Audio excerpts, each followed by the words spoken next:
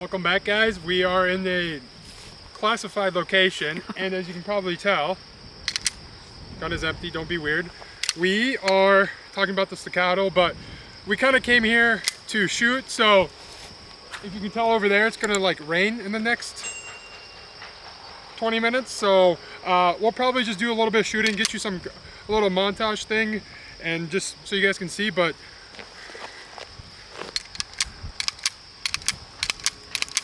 just so light. Like I said, we'll talk about it a lot more, but I definitely came here to do some shooting, and it definitely looks like the wind's picking up, so let's get to some shooting.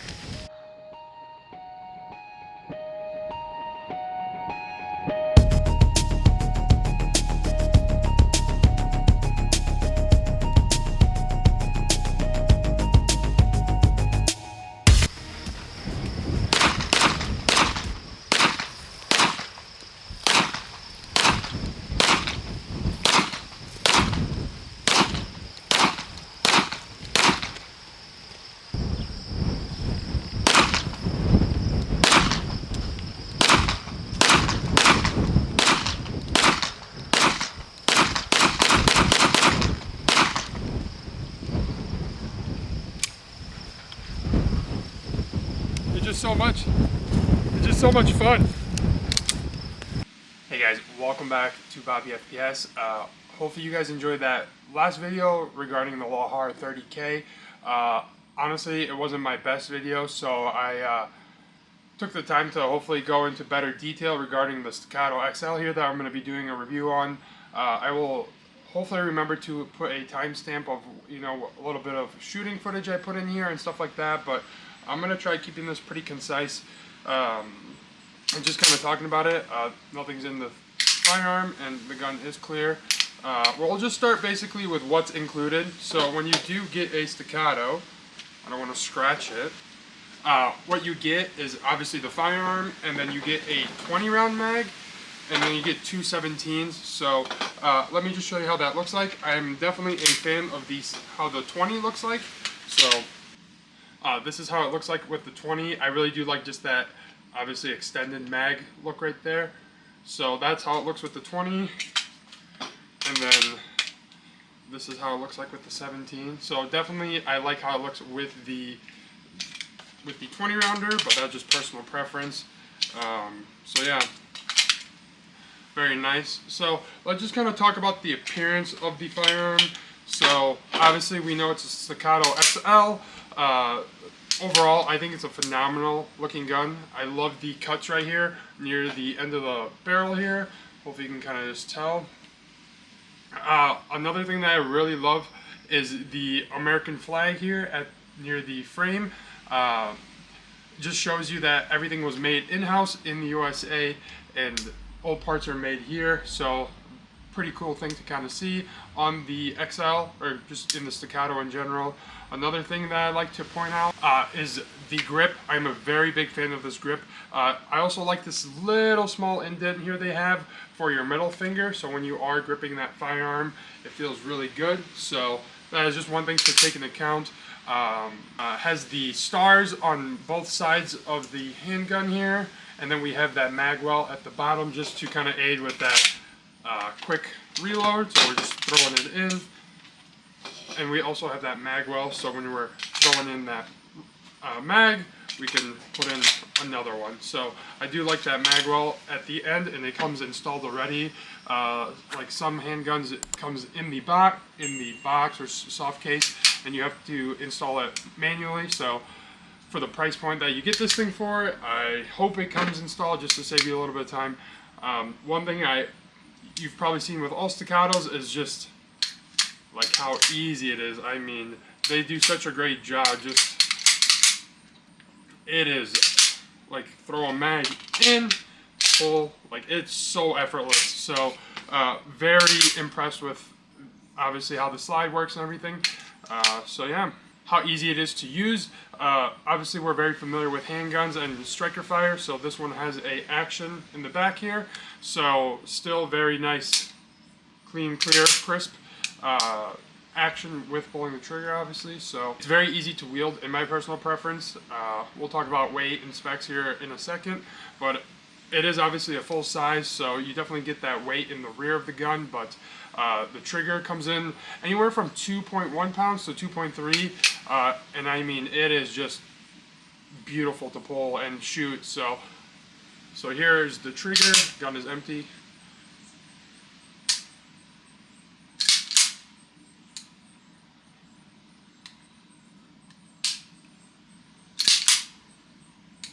So as you can tell, it is just a very light pull to the trigger, and then that reset is very snappy. So I think why so many people do use this firearm in shooting competitions, just because it is so easy to just get that trigger to reset, and it's a very light trigger. So I really do like that. So let's talk about the little bit of specs and the weight and length. So it comes in a stainless steel 5.4-inch barrel. So obviously we're gonna have no recoil just because it's so long, and pretty heavy, and it comes in weighing at 38 ounces without a mag. So you're probably gonna have it a little bit higher when we add the mag, depending on the 20 or the 17. So that's something to take into account. One more thing to take into account is the 6 Sauer XG that I did a review on, and I'll put the card here. Comes in at 35.4 ounces without a mag. So basically just 3 ounces heavier, so that's just something to kind of take into account. Obviously this is double the price, almost double the price of the AXG, but I wanted to kind of give you a comparison of weight-wise. So if you held an AXG or a P320, it's somewhere in that ballpark. So one more thing that I have to mention, handling. Obviously it's a Staccato, very easy to use and shoot, and very friendly, even like if you are like on the striker fire pistols. Like I told you, this is my very first handgun that has the action in the rear, or it just has an action. So some things that I really do like is the manual safety. I don't ever really use it or find myself using it, just because when you're not shooting anything, your finger's here, but I do like to kind of just mess with it, so that's just personal preference. It also has the hand safety here at the rear, so obviously, let's say the gun has a round in the chamber and your hand is not depressing this. If you were to pull that trigger, nothing would go until you obviously depress, and then you have that click. So nice feature. I guess it's useful and it has its purpose, but for me, just having a striker fire pistol for the most part and training on that, when I'm not intending to shoot anything, my hand is off the trigger. So that is just one thing to kind of mention. And then, as I mentioned a little bit ago, the weight is prior to most full-size handguns, like the AXG P320, your DR920. I don't know about your Glock 17, just because it's basically plastic minus the slide. So that's just something to take into account. I would never CCW this, obviously, just it's way too big and comes in pretty heavy at 2.2 pounds. So just something else. Another thing just to kind of mention is I do really like the circle mag release here. It's very easy to use, really close to your finger.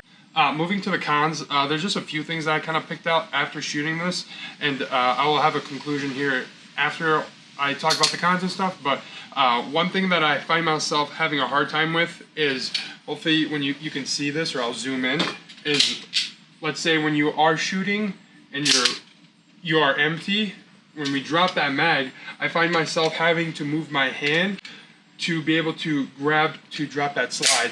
So that's one thing I found. I don't know if that's for everyone, but let's say my gun is empty, I drop that mag, I can't really reach to drop that mag, so I have to like almost throw it up and then drop it. So personally for me, even with bigger hands, that's something that I noticed right away, is I basically had to like rotate my hand to drop that slide.